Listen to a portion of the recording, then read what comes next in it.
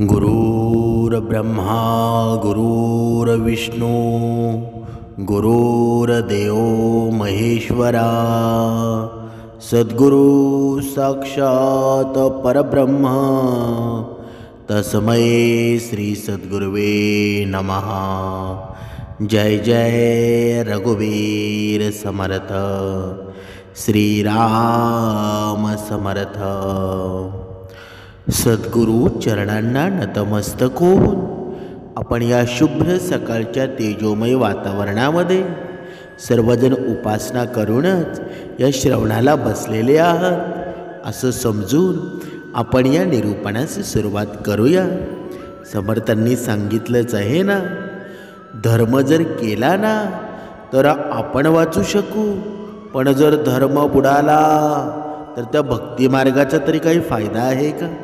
म्हणून एका अभंगामध्ये सुंदर वर्णन केलेलं आहे, धर्म करा रे धर्म करा तेणे देव येई घरा। म्हणजे जर आपण भक्ती मार्गाच्याच मागे राहिलो आणि इकडे आपला धर्म बुडाला तर भक्ती मार्ग करण्यासाठी हा देह जिवंतच राहिला नाही तर आपण भक्ती मार्ग करू का बरं? म्हणून अगोदर आपल्या धर्माला वाचवलं पाहिजे। हा हिंदू धर्म आहे ना, जगात सर्वात श्रेष्ठ आहे। आणि आज आपण पाहतो आहे की पाकिस्तानसारखा देश आपल्यावर आक्रमण करायला बघतो आहे, मग आपण मात्र गप्प बसायचं का? आपण पण प्रत्येकानं काही गोष्टी आहेत ना, कोणाकडून खरेदी करायच्या कोणाकडून नाही करायच्या हे आपण स्वतः ठरवलं पाहिजे। तुम्हाला स्पष्ट सांगण्याची गरज नाही। म्हणजे जरा आपण आपला स्वतःचा माल आहे ना तो स्वतःच्या माणसाकडून खरेदी केला तर त्याला किंमतसुद्धा आहे आणि श्रेष्ठत्वसुद्धा आहे, पण आपण असं करतो का? आपण आपल्याच माणसाला खाईमध्ये टाकतो, मग आपण मात्र दुसऱ्या वेळेला पडणारच ना। समर्थांनी सांगितलेलं आहे ना, ज्यावेळी महाभारताचं युद्ध झालं त्यावेळी बघा, कर्ण एकीकडे होता दुसरीकडे अर्जुन होता, पण कर्ण मात्र दुष्टांच्या संगतीमध्ये होता ना। कर्ण वाईट होता का? अजिबात नव्हता। कर्णाचा हेतू वाईट होता का? अजिबात नव्हता। कर्ण कर्णाच्या जागेवर व्यवस्थित होता, पण आयुष्यामध्ये रंकाचा राजा बनवणारा, हे रंकाचा राजा बनवणाऱ्यावर एक कौरवच होते ना। आणि हे उपकाराचं ओझं आहे ना ते घेऊन कर्ण जगत होता। म्हणून हे उपकाराचं ओझं खूप वाईट असतं, पण अर्जुनाचा हेतू कसा होता बरं? एकदम शुद्ध आणि सात्विक होता।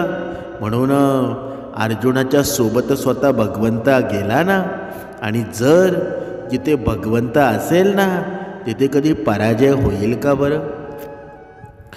स्वतः श्रीकृष्ण स्वारींनी जिथे धर्म वाचेल ना तिथे जाणं स्वीकारलं। मग बघा, तुम्ही विचार करत असाल, भगवान श्रीकृष्ण स्वारी आहेत ना, कर्णाच्या सोबत सुद्धा जाऊ शकत होते, पण आपला धर्म बुडत होता। म्हणून प्रत्येकाला सांगणं आहे की आता जे वातावरण सुरू झालेलं आहे ना, बघा आपल्या देशावर संकट आलेलं आहे। आणि हे संकट कोणामुळं आलेलं आहे बरं? या वेगळ्या धर्मामुळं संकट आलेलं आहे, या वेगळ्या अत्याचारामुळं संकट आलेलं आहे। आणि हे वाचवणं आहे ना ते प्रत्येकाचं काम आहे, प्रत्येकाच्या हातून हे कार्य घडलं पाहिजे। म्हणून काही गोष्टी आहेत ना, आपण आपल्या माणसाला जर पुढं नेलं ना तर आपण सुद्धा पुढे जाणार आहोत। म्हणूनच समर्थांनी सांगितलेलं आहे, जेवढी भक्ती गरजेची आहे ना तेवढा धर्मसुद्धा गरजेचा आहे। जर आपला हिंदू धर्म वाचला ना तर आपण सुद्धा वाचू, पण आपल्या धर्मावर जर कोणी गालबोट लावत असेल तर आपला हिंदू धर्म काय आहे ना ते सुद्धा दाखवणं गरजेचं आहे। आणि आता तेच चालू आहे ना। म्हणूनच समर्थांनी सांगितलेलं आहे, जर धर्म आपला बुडत असेल ना तर आपण स्वतःहून पुढं यावं, कारण हीच भक्ती आहे। भगवंताडे खरी भक्ती आहे ना हीच सांगितलेली आहे। महाभारतामध्ये आपण हेच पाहिलं ना, बघा ज्याप्रमाणे अर्जुनाची भक्ती होती, श्रीकृष्ण स्वारींवर नितांत प्रेम होतं, त्याप्रमाणे कर्णसुद्धा प्रेम करत होता. पण त्यांच्यामध्ये फरक काय होता बरं? अर्जुन धर्माचं कार्य करत होता आणि कर्ण मैत्रिणी भुवत होता. म्हणजे मैत्री मोठी की धर्म मोठा बरं? धर्म मोठा आहे ना, हे महाभारतामध्ये सुद्धा सिद्ध झालं. म्हणूनच समर्थांनी सांगितलेलं आहे, जीवनामध्ये किती जरी संकट आली तरी धर्म बुडून देऊ नका. धर्माने आपण आहोत ना, भक्ती करू शकतो. जर आपला धर्मच बुडाला तर आपल्याला कोणी भक्ती करून देईल का बरं? आपण बघा, छत्रपती शिवाजी महाराजांच्या काळामध्ये जास्त दिवस होऊन गेलेले आहेत का? त्यावेळीसुद्धा याच लोकांनी त्रास दिला ना. माझ्या राजाला याच लोकांनी वेगवेगळ्या प्रकारे दुःख दिलं, तरी राजा मागे सरला का बरं? कधीच नाही. राजा धर्माला घेऊन पुढे जात होता. आणि हा धर्म आहे ना, बघा, या भारतामध्ये राहणारा प्रत्येक जातीचा माणूस आहे ना, तो हिंदूच आहे ना. जरी कुणीही कोणतीही जात असेल, पण जो हिंदूमध्ये मोडतो ना, त्यानं स्वतःला हिंदूच समजावं, वेगळं काही समजू नये. बरेच दिवसापूर्वी, बरेच दिवस आपण पाहत आहोत, वेगवेगळ्या प्रकारच्या अत्याचार होतात. आपल्या हिंदू मुलींवर वेगवेगळ्या प्रकारच्या अत्याचार केले जातात. हे लोक कोण आहेत बरं? कधीतरी या गोष्टीचा विचार आहे ना? आपले मित्र आपण तपासा. आपण ज्यांच्याशी संपर्कात आहोत ना, त्या अगोदर आपण तपासलं पाहिजे. नुसती भक्ती करून चालणार नाही. आपलं रहन सहन, आपण कोणाच्या सोबत आहोत, कोणाच्या सोबत खातो पितो, या गोष्टींचं भान प्रत्येकाने राखलं पाहिजे. म्हणजे काय?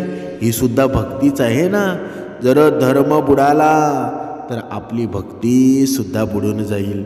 मग आता तुम्ही विचार करा, धर्म बुडाला पाहिजे की नाही बुडाला पाहिजे? जर तुम्हाला उत्तर मिळालं ना, तर नक्कीच धर्माचं कार्य करा. या जगामध्ये आहे ना, खूप प्रामाणिक बनून राहणं आहे ना, ते कधीच शक्य नाही. तुम्ही जेवढे प्रामाणिक राहाल तेवढे तुम्ही दबाल. लोक तुम्हाला तेवढा दाबून ठेवण्याचा प्रयत्न करतील. म्हणजेच जर आपला धर्म बुडत असेल तर तो प्रामाणिकपणा सोडून द्यावा लागेल. म्हणजे काय बरं? म्हणजे तुमचं आयुष्य आहे ना, तुमच्याच हातात आहे. त्यामुळं त्याला चांगलं बनवण्यासाठी कधीच कोणाकडून अपेक्षा करू नका.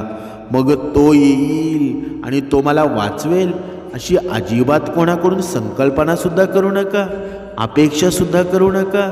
कारण आपल्या माता बहिणी आहेत ना, आपल्या महिला आहेत. या महिलांना जर सुरक्षित ठेवायचं असेल ना, तर छत्रपती शासन यायला हवं. छत्रपती शिवाजी राजांचं शासन यायला हवं, तरच हे घडू शकेल. म्हणून आणि आतासुद्धा आहे ना, आतासुद्धा योग्य वेळ आलेली आहे. जर आपला धर्म वाचवायचा असेल ना, तर छत्रपती शिवाजी राजा पुन्हा जन्माला येतील, याचा अपेक्षा आपल्याला ठेवायला लागेल. पण त्यासाठी आपण मावळे होणं गरजेचं आहे. आपल्या माता भगिनी असतील, आपल्या बहिणी असतील, आपण जोडलेली नाती असतील, सर्व स्त्री पुरुषांना सांगा, आपल्या अगोदर मैत्री तपासली पाहिजे. अनोळखी व्यक्तीसोबत आपल्या बहिणीला, मुलीला संपर्कात येऊ देऊ नये. कारण हे लव जिहाद चालू आहेत ना, हे यामध्ये हेच लोक आहेत. आणि याच लोकांनी आपल्या हिंदू मुलींना हिंदू धर्म नाकारायला लावलेला आहे, त्यांच्या धर्मामध्ये सामील केलेलं आहे.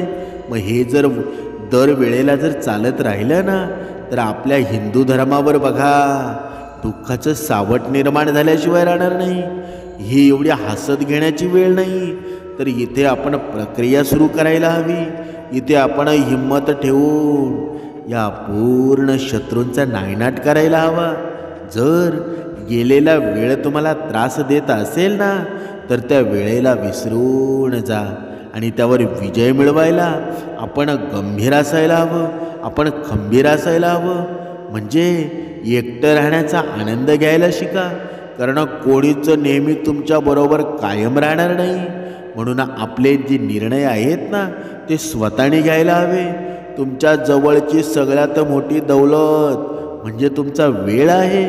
ज्याला तुम्ही तुमचा हा वेळ द्याल ना, थोडा विचार करून द्या. पण आजच्या मुली आहेत ना, 2 मिनिटामध्ये मैत्री करतात, 2 मिनिटामध्ये समोरच्याच्या प्रेमात पडतात. मग तुम्हाला धोका मिळेलच ना. आणि तो धोकासुद्धा साधा असतो का? जो समोरचा व्यक्ती असतो ना, तो पूर्ण आपली वाट लावून टाकतो, आपल्याकडून पैसासुद्धा घेतो, सर्व काही आपलं चारित्र्यहीन करतो. मग आपण हिंदू म्हणून राहतो का बरं? म्हणूनच समर्थांनी सांगितलेलं आहे ना, आयुष्यामध्ये धन कमी कमवलं तरी चालेल, पण आपल्या या भारताची स्त्री आहे ना, ती वाचली पाहिजे. ती लक्ष्मीचं रूप आहे. म्हणून जर लक्ष्मी वाचली ना, तर आपलं घर वाचेल. म्हणून हा हिंदू धर्म आहे ना, हा हिंदू धर्म जगामध्ये श्रेष्ठ आहे. म्हणजे जो माणूस कोणाच्याही नजरेमध्ये वाईट नाही, तर समजून घ्या तो माणूसच चलाक आहे आणि तो कोणाचाच नाही. जर तुम्ही नवीन नवीन कोणाशी मैत्री केली ना, तर तो चांगलाच तुम्हाला दिसेल. पण जेव्हा ती मैत्री जुनी होत जाते, तेव्हा त्याचे सर्व राज निर्माण होतात, सर्व राज आपल्याला माहीत होतात. म्हणून आजकाल लोक आहेत ना, पूर्ण भरोसा जिंकून नंतर परत तो तोडून टाकतात. म्हणून आपण कोणावर भरोसा ठेवला पाहिजे ना. या जगामध्ये एकमेव माझा भगवंत आहे की ज्याच्यावर जर तुम्ही भरोसा ठेवला तर तुम्हाला कधीच धोका मिळणार नाही.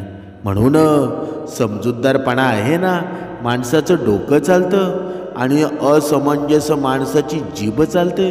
म्हणून आपण काय करावं हे प्रत्येकाने लक्षात ठेवावं.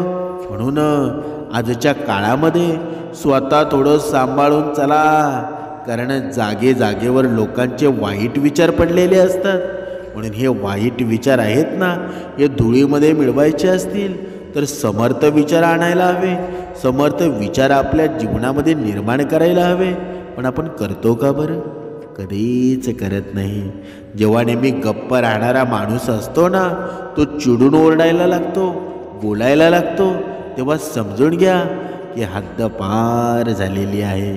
पण आपण मात्र वेळ गेल्यानंतर आपल्याला राग येतो. मग वेळ गेल्यानंतर तो राग येऊन त्याचा काही फायदा आहे का? वेळीच काही गोष्टींचा रागसुद्धा यायला हवा, वेळेचं काही गोष्टींवर उपायसुद्धा करायला हवे. म्हणजे घरात पाहिजे तेवढे रडून घ्या, पण दरवाजा उघडताना नेहमी हसरा चेहरा ठेवून उघडा. म्हणजे काय बरं? म्हणजे आपलं घरातलं दुःख आहे ना, ते समोरच्याला दाखवू नका, आपल्या शत्रूला दाखवू नका. जर तुमचं दुःख तुम्ही तुमच्या शत्रूला दाखवला ना, तर तो अधिक तुम्हाला त्रास देईल. आणि हा त्रास झालेला तुम्हाला आवडेल का बरं? म्हणून मतलबी लोकांना आहे ना, बघा आपण त्यांचे नंबर फोनमध्ये सेव्ह करून ठेवतो, पण फोनमधून नाही तर पूर्ण आयुष्यामधून डिलीट करून टाका. कारण या थोड्या थोड्या पैशामुळं काही लोक आपला धर्मसुद्धा बुडवायला बसलेले आहेत. म्हणून या जगामध्ये कोणाचीही मदत करण्यासाठी फक्त पैशाची नाही, तर एका चांगल्या मनाचीही गरज असते. हे ज्याला कळालं ना, त्याच्या जीवनामध्ये भक्तिमार्ग झाला. म्हणून बऱ्याच वेळा एक गोष्ट लक्षात येते की जो माणूस साधा सरळ असतो, इमानदार आहे, त्याची कोणीही इज्जत करत नाही. आणि जो खोटं बोलतो, बेईमानी करतो, वाईटाचं धन कमवतो, तोच सगळ्यांना आवडत असतो. म्हणजे काही लोकांच्या हृदयामध्ये बघा, त्या हृदयाच्या ऐवजी कॅल्क्युलेटर बसवलेला असतो. तो समोरच्या बरोबर हात मिळवण्याचा आधीच हिशोब करतात की याच्यापासून मला किती फायदा होणार आहे. म्हणून अशा लोकांपासून आपण दूर राहायला हवं. आणि हे कधी राहू बरं? जेव्हा आपण श्रवणामध्ये असू, जेव्हा आपल्याला दर हप्त्यामध्ये श्रवण घडतं, तेव्हा आपल्याला बऱ्याच प्रश्नांची उत्तरं मिळत असतात. पण आपण श्रवणालाच बसलो नाही तर आपल्याला उत्तरं मिळतील का बरं?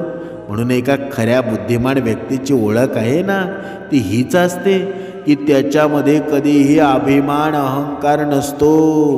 आणि जेव्हा अभिमान अहंकार येतो ना, तो धर्मासाठी असावा, नुसता कोणत्याही कारणासाठी येऊ नये. म्हणजे दुसऱ्यांच्या चुका सगळ्यांना दिसत असतात, पण वेळ जेव्हा स्वतःवर येते ना तेव्हा लोक मात्र आंधळे होऊन जातात। असं का होतं बरं? समर्थांनी सांगितलंच आहे ना, जर तुमच्या जीवनामध्ये तुमचं सर्व चांगलंच चालू असेल तर माणूस भगवंताला सुद्धा विसरतो, पण जेव्हा दुःख येतं ना तेव्हा भगवंताला तो जवळ करण्याचा प्रयत्न करतो की हे भगवंता मला आता वाचव। पण दरवेळेला भगवंत एवढं भोळं दैवत आहे ना, दर वेळेला याला वाचवतो, पण तरीसुद्धा पुन्हा पुन्हा तेच चुकी करत असतो। आता इथे भरपूर भक्त असे म्हणतील की माझ्या जीवनामध्ये दुःखाचं सावट कायम असतं, मला सुख कधी मिळत नाही। समर्थांनी सांगितलेलं आहे ना, थोडा तू धीर धरायला हवा, कारण प्रत्येक दुःखानंतर सुखाची वेळ नक्कीच येत असते। कोणासाठीही समर्पण करणं अवघड नाही, अवघड तर हे आहे ना की अशी व्यक्ती शोधणं ज्याला तुमच्या समर्पणाची कदर असेल। पण आपण मात्र माणसं शोधायला चुकतो, माणसं निवडायला चुकतो, मग आपलं आयुष्य बिघडल्याशिवाय राहील का बरं? म्हणूनच समर्थांनी सांगितलेलं आहे ना, जीवनामध्ये एक गोष्ट नक्कीच आपण स्वीकारायला हवी, जेव्हा आपली झोप आणि निंदा करण्यावर जो विजय मिळवतो ना त्याला पुढे जाण्यापासून कोणीही रोखू शकत नाही। म्हणून झोप आणि निंदा आहे ना, या दोन गोष्टी मनुष्यानं लक्षात ठेवायला हव्या। जो लक्षात ठेवेल ना तो या जीवनामध्ये विजय मिळवू शकतो। त्याचबरोबर आपण सहज रडू शकतो, जे सरळ सरळ दुश्मनी करतात, पण अशा लोकांचं काय करायचं जे हसून कपट कारस्थान करतात। कधी कधी आपण फसतो ना, पण जर यापासून वाचायचं असेल तर समर्थ विचार आपल्या जीवनामध्ये निर्माण करायला हवे। कारण बघा, ही आपल्या हाताची पाचही बोटं सेम आहेत का? एकदम वेगवेगळे आहेत ना, काही छोटी आहेत, काही मोठी आहेत। म्हणजे आपण आयुष्यामध्ये कधीतरी आपल्या जीवनामध्ये दुःख येणार आहे, म्हणजेच जर सर्वच ठिकाणी आपल्याला सुख निर्माण झालं असतं तर दुःख काय आहे हे आपल्याला कळालं असतं का? आपण वाईट कर्म जास्त केले असते। जेव्हा मनुष्याच्या जीवनामध्ये दुःख येतं ना तेव्हा मनुष्य सुखाची वाट बघतो, आणि जेव्हा सुख येतं ना तो आणखी सुख निर्माण करण्यासाठी, तो आणखी सुख निर्माण करण्याच्या नादामध्ये दुःखी होऊन जातो ना। म्हणून आयुष्य हा काट्यांचा प्रवास आहे, धैर्य त्याची ओळख आहे। रस्त्यावर तर सगळे चालतात, पण रस्ता जो बनवतो ना तोच खरा माणूस आहे। बघा, रस्ता बनवणारा एकच असतो, पण त्या रस्त्यावर किती जण चालत असतात बरं? तसंच आपलं सुद्धा आहे ना, जो पुढारी आहे त्यानं सर्व समाजाला एकत्र करून चालायला हवं, पण आजचे पुढारी तसे आहेत का बरं? म्हणूनच समर्थांनी सांगितलेलं आहे ना, आजचा काळ असा आलेला आहे ना, आपल्या भारतावर संकट आलेलं आहे, दुश्मन आपल्या भारतावर चढू लागलेले आहेत। म्हणून या शत्रूंचा जर कायमचा बंदोबस्त करायचा असेल तर आपण सुद्धा खंबीर राहायला हवं। म्हणून समर्थांनी सांगितलेलं आहे ना, धर्म करा रे धर्म करा, त्याने देव येईल घरा। जरी आपण धर्माच्या बाजूने जरी कार्य केलं ना तरी सुद्धा आपली भक्ती घडली जाईल। म्हणून भक्त मार्ग, भक्ती मार्ग आहे ना तो धर्मामध्ये दडलेला आहे। म्हणून आपला हिंदू धर्म वाचला पाहिजे, म्हणून आपल्या आया बहिणींना, म्हणून आपल्या पूर्ण फॅमिलीला भक्ती मार्गामध्ये रमवा, समर्थ विचारांमध्ये आणा। जर तुमच्या प्रत्येक आई बहीण समर्थ विचारांमध्ये आली ना तर मनुष्याने जगावं कसं, मनुष्याने राहावं कसं, मनुष्याने वागावं कसं हे सर्व ज्ञान मिळत असतं। वर्तमानामध्ये काय चालू आहे ना या सर्व गोष्टींची कल्पना मिळते। म्हणून आपल्या हिंदू धर्मामध्ये महाभारतासारखे, रामायणासारखे ग्रंथ आजही आपल्याला ऊर्जा निर्माण करत असतात। म्हणून हे सर्व जर जपायचं असेल ना तर आपला हिंदू धर्म वाचला पाहिजे, आणि हिंदू धर्म वाचवण्यासाठी आपण स्वतःहून सुरुवात करायला पाहिजे। आणि स्वतःहून सुरुवात आहे ना ती प्रत्येकानं करावी, कोणाकडून दुकानातून काही घ्यावं, कोणत्या माणसाकडून घ्यावं हे आता तुम्हाला सांगायची जास्त गरज नाही. हे धर्माचं कार्य आहे ते प्रत्येकानं करा. आपली मैत्री तपासा, आपले नीतिधर्म तपासा. तुम्हाला सर्व प्रश्नांची उत्तरं मिळतील. आणि ही उत्तरं आहेत ना, तुम्हाला भक्तिमार्गामध्ये तुमच्या पुण्याचा वाटा वाढणार आहे. म्हणून भक्ती करणं म्हणजे देव मिळवणं असं नाही, तर धर्माचं कार्य केलं तरी भक्तीपेक्षा सुद्धा श्रेष्ठ होतं. हे आपण महाभारतामध्ये पाहिलं आणि आतासुद्धा तीच वेळ आलेली आहे. म्हणून भगवंत तर आहेच, पण भगवंताप्रमाणे आपण अर्जुन असायला हवं. छत्रपती शिवाजी महाराज तर इथे आहेतच, पण छत्रपती शिवाजी महाराजांचे आपण आता मावळे बनायला हवे. तर हे कार्य आपण आता केलं ना, तर आपल्या आया बहिणींची इज्जत वाचेल. या चारित्र्यावर टाकलेला हा कळंक आहे ना, तो सुद्धा वाचेल आणि आपला भारत देश सुखाने नांदेल. आणि हो कधी नांदेल बरं? जेव्हा समर्थ विचार आपल्या जीवनामध्ये निर्माण होतील, भक्तिमार्गामध्ये आपलं मन राहून जाईल, तेव्हाचे घडेल ना. म्हणून भक्तिमार्ग करा. आपल्या आई बहिणींवर पुरुषांवर आलेली ही संकटं आहेत ना, बघा आपला हिंदू धर्म वाचला तर सर्व काही व्यवस्थित होईल. जय जय रघुवीर समर्थ.